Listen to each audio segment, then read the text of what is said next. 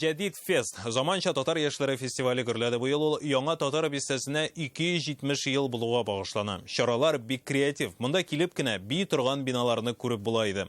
Мин татарча сөйләшәм. Печән базары 50 мең тамашачыны җыйган Таткул Фесттан Jadid Fest нәрсәсе белән аерыла? Гомумән республикада заманча татар яшьләре мәдәнияте ничек үсә? Айгөл Бәдретдинова милли үзаңлы яшьләр дөньясында кайнады.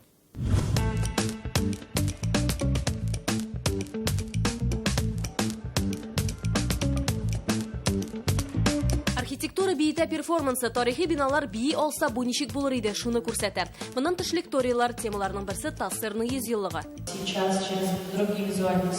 Лекция рус телендә, чөнки фестиваль татарлар өчен генә түгел. Быел ул тарих белән кызыксынучы яшьләрне дә өлкәннәрне дә бер мәйданга, Мех кварталына җыйды. Шул исәптән яңа татар бистәсе тарихын үз тормыш мисалында белүчеләрне дә. Бу утомнар берсе дә юк, кичкенә генә 2 этажлы завод тие. Сез монда эшләдегез? Эшләдем. Кызыклы яңа бистәне өйрәнергә.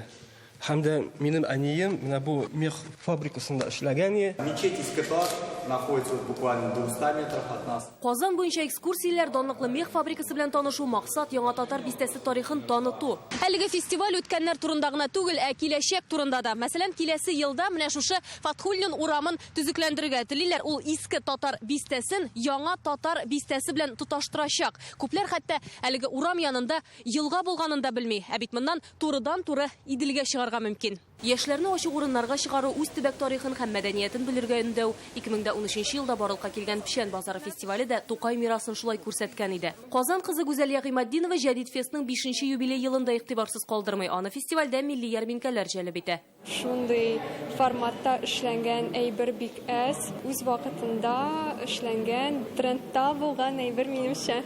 Шаллы кызы Регина Уразова чит телләр белә, әмма татарчасы сай. Jadidкә ул татар мөхитен аралашу үзләп килә. Меня интересует татарская культура на самом деле. Мине чыннан да татар культурасы кызыксындыра. Күп сәяхәт итәм. Анда үземнең килеп чыгышым, татарлыгым, мәдәниятем белән уртаклашасы килә. Jadid Festның оештыручыларының берсе автор башкаручы Рәдиф Кашапов бу хәрәкәт мин татарча сөйләшәмнән башланды ди. 2006 елда Бауман урамында беренче мәртәбә альтернатив татар музыкасы яңгырый.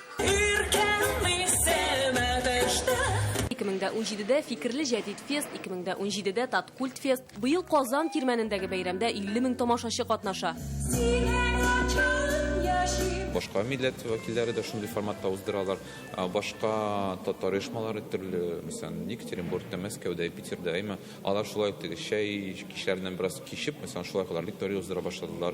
Печән базары берничә тапкыр узды төрле шәһәрләрдә, әйме.